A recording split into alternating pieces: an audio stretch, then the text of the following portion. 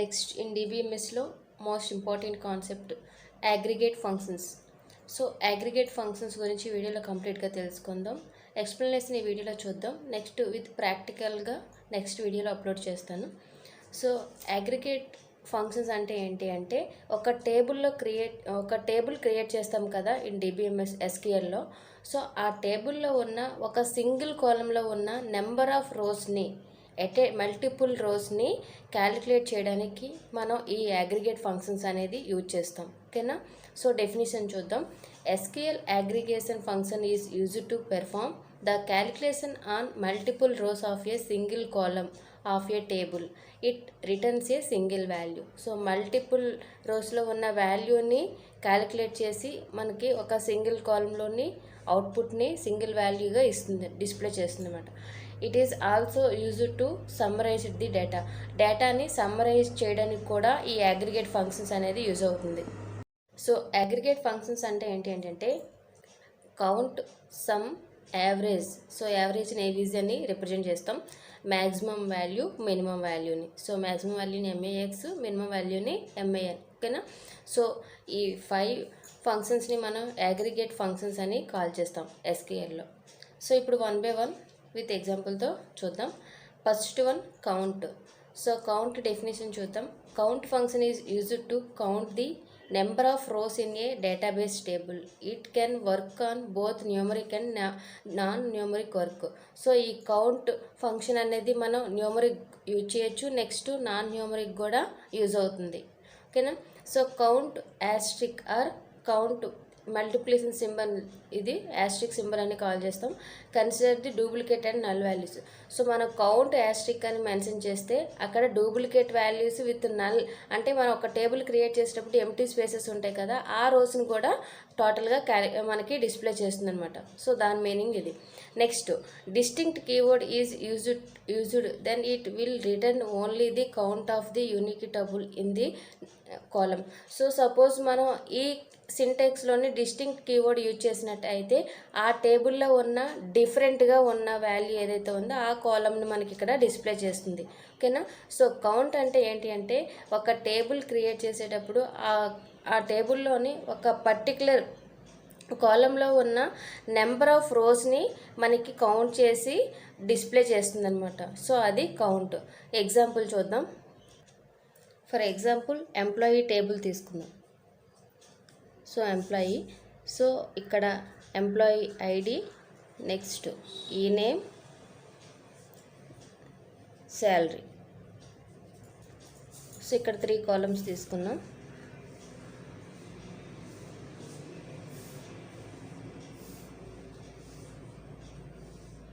So 00 ID, 003, 004. So ఈ name XYZ. Next some, next 3000, 4000, 5000, 10,000. So ఇలా ఒక టేబుల్ క్రియేట్ చేసాం కదా. సో ఇక్కడ కౌంట్ అంటే ఏంటి అంటే ఒక పర్టికులర్ కాలంలో ఉన్న నెంబర్ ఆఫ్ రోస్ని కౌంట్ చేసి మనకు డిస్ప్లే చేస్తుంది. ఫర్ ఎగ్జాంపుల్ మనం శాలరీ చూద్దాం. శాలరీలోని ఉన్న కౌంట్ చేయాలి నెంబర్ ఆఫ్ రోస్ని. మన శాలరీని మెన్షన్ చేసేటప్పుడు కాలం నేమ్, ఇందులో ఉన్న 1 2 3 4 కాలమ్స్ ఉన్నాయి కదా. సో దీన్ని కౌంట్ చేసి మనకి 4 అని అవుట్పుట్ డిస్ప్లే చేస్తుంది. సో దీని యొక్క సింటాక్స్ చూద్దాం. కౌంట్ కాలం నేమ్. సో కౌంట్ ఇస్తాం, మనం ఏ కాలం అయితే కౌంట్ చేయాలనుకుంటున్నామో ఆ కాలం యొక్క నేమ్ ఇస్తాం. ఎగ్జాంపుల్ చూద్దాం. Select count salary. సో మనం ఇక్కడ ఒక టేబుల్లో ఉన్న శాలరీని కౌంట్ చేయాలనుకుంటున్నాం, దాన్ని సెలెక్ట్ చేస్తాం. ఫ్రమ్ అంటే ఏ టేబుల్ నుండి, ఇక్కడ నెంబర్ ఆఫ్ టేబుల్స్ ఉండొచ్చు కదా. సో అందుకోసం ఇక్కడ టేబుల్ నేమ్ కూడా మెన్షన్ చేస్తాం. ఇక్కడ EMP అని ఇచ్చాం కదా. సో ఈ టేబుల్ నుండి మనం అందులో ఉన్న శాలరీ యొక్క కాలంలో ఉన్న రోస్ని కౌంట్ చేయాలి. సో దానికోసం ఇది ఎగ్జాంపుల్. ఇలా ఇచ్చినట్టయితే మనకు అవుట్పుట్ అనేది ఇక్కడ ఎంప్లాయీ టేబుల్లోని శాలరీ అనే కాలంలోని నెంబర్ ఆఫ్ రోస్ ఎన్నైతే ఉంటాయో అవి కౌంట్ చేసి మనకి ఆ రోస్ యొక్క వాల్యూ డిస్ప్లే చేస్తుంది. అది count. Next one some. So some అంటే నార్మల్గా అందరికీ తెలిసిందే. సో యాడ్ చేస్తుంది అనమాట. డెఫినేషన్ చూద్దాం. Some followed by A column name returns the some of the all the values in that column. So ఇక్కడ మన ఎగ్జాంపుల్ చూద్దాం. ఇక్కడ శాలరీ ఉన్నాయి. ఒక టేబుల్లోని ఫర్ ఎగ్జాంపుల్ ఇక్కడ ఒక ఆర్గనైజేషన్ శాలరీస్ ఇచ్చేటప్పుడు మొత్తం టోటల్ శాలరీస్ అంతా ఎంత అవుతుంది, అమౌంట్ అనేది టోటల్గా ఎంత ఎస్టిమేషన్ చేస్తారు కదా. సో ఈజీగా మనకి ఈ టేబుల్ నుండి ఫైండ్ అవుట్ చేయాలి అంటే మనకి సింపుల్గా ఎంప్లాయీ నెంబర్ ఆఫ్ డిపార్ట్మెంట్స్ ఉన్నాయి. సో ఈ పర్టికులర్ డిపార్ట్మెంట్ నుండి ఈ శాలరీ ఎంత అవుతుంది అని మనకి ఎస్టిమేషన్ చేయడానికి యూజ్ అవుతుంది అనమాట. ఓకేనా, ఈ సమ్ అనేది. ఇక్కడ ఎంప్లాయీ టేబుల్ నుండి ఈ శాలరీస్ అనేది టోటల్గా మనకి వాల్యూ కావాలి అంటే ఈ సమ్ ఎలా యూజ్ చేస్తామంటే, ఫర్ ఎగ్జాంపుల్ ఇక్కడ ఎంప్లాయీ టేబుల్ ఏంటి శాలరీ టోటల్గా ఈ ఎంప్లాయీ టేబుల్ డిపార్ట్మెంట్లోని మనకి ఎంతమంది ఎంప్లాయీస్ ఉన్నారో వాళ్ళ యొక్క శాలరీ ఓవరాల్గా మనకి చూపించాలి అంటే ఈ సమ్ యూజ్ చేస్తాము. సో ఇక్కడ 3000, 4000 ఇలా ఇవన్నీ మొత్తం శాలరీస్ అన్నీ యాడ్ చేసి మనకి వాల్యూని డిస్ప్లే చేస్తుంది అనమాట. ఓకేనా. సో ఇక్కడ సింటాక్స్ చూద్దాం. Some column name.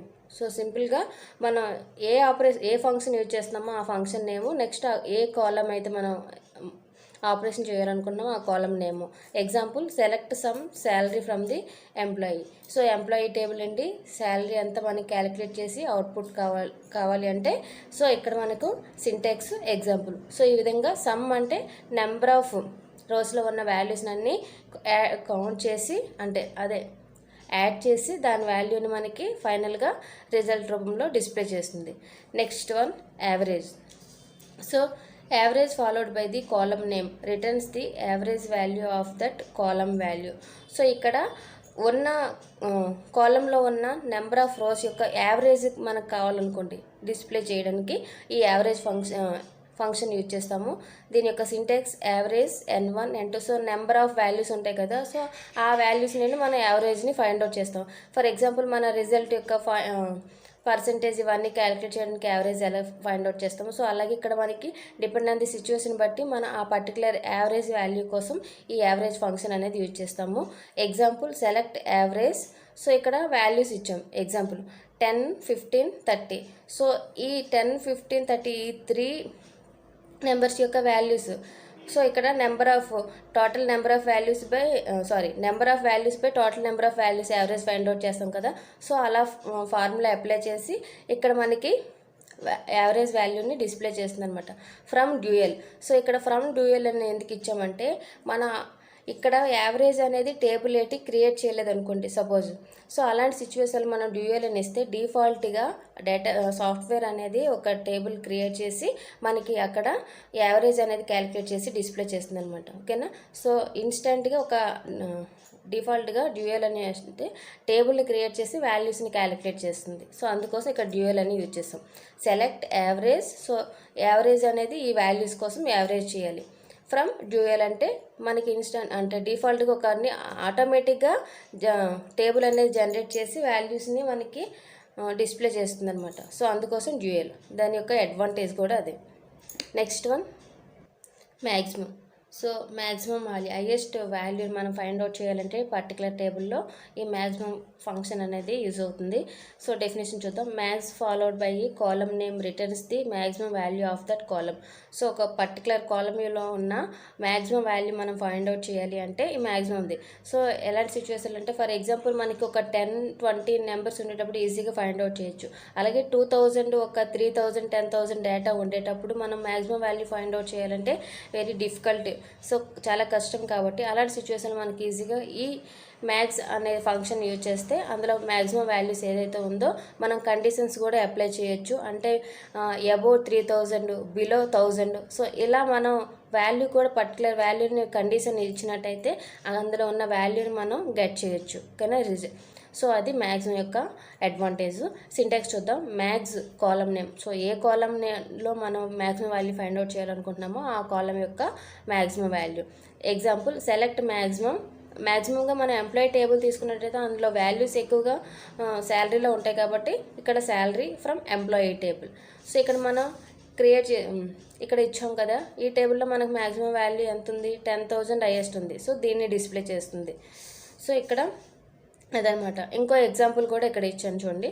ఇక్కడ మనకి రన్ చేసేటప్పుడు syntax select department number and maximum salary from employee group by department. So ఇక్కడ గ్రూప్ బై అంటే ఏంటంటే మ్యాక్సిమంగా మోర్ దెన్ 1 వాల్యూస్ డిస్ప్లే చేయడం కోసం ఇక్కడ గ్రూప్ బైని యూజ్ చేసాము. Department number, maximum salary. So department నెంబర్ని కావాలి, నెక్స్ట్ అందులో ఉన్న శాలరీస్ అంటే రెండు కూడా మనకి డిస్ప్లే చేయాలి, మోర్ దెన్ 1 వాల్యూస్. అందుకోసం గ్రూప్ బై యూజ్ చేసాం. ఓకేనా. సో ఇక్కడ డిపార్ట్మెంట్ నెంబర్ వచ్చింది, మ్యాక్సిమం వాల్యూస్ అంటే మ్యాక్సిమం శాలరీస్ ఎవరైతే ఉందో వాళ్ళని డిస్ప్లే చేసింది. జస్ట్ ఎగ్జాంపుల్ తీసుకున్నాం, ఏ ఎగ్జాంపుల్ అయినా మనం యూజ్ చేయొచ్చు. Next select department number maximum salary from the employee group by department number having maximum salary greater than 3000. So ఇక్కడ మనకి 3000 కన్నా లెస్ దెన్ 3000 కన్నా లెస్గా ఉన్న అంటే బిలో 3000 ఉన్న వాల్యూస్ డిస్ప్లే చేయడం కోసం ఇలాగ మనం కండిషన్ కూడా ఇవ్వచ్చు. అంటే మనకి డైరెక్ట్గా మ్యాక్సిమం వాల్యూ ప్రింట్ చేసుకోవచ్చు, as your ways depend on the situation బట్టి మనం ఆ పర్టికులర్ టేబుల్లో ఉన్న వాల్యూని మ్యాక్సిమం వాల్యూ లేదంటే less than value greater than value అని మనం ఈజీగా ఒక సింటాక్స్ యూజ్ చేసి మనం డిస్ప్లే చేసుకోవచ్చు. ఓకేనా. రిజల్ట్ని మనం వ్యూ చేయొచ్చు.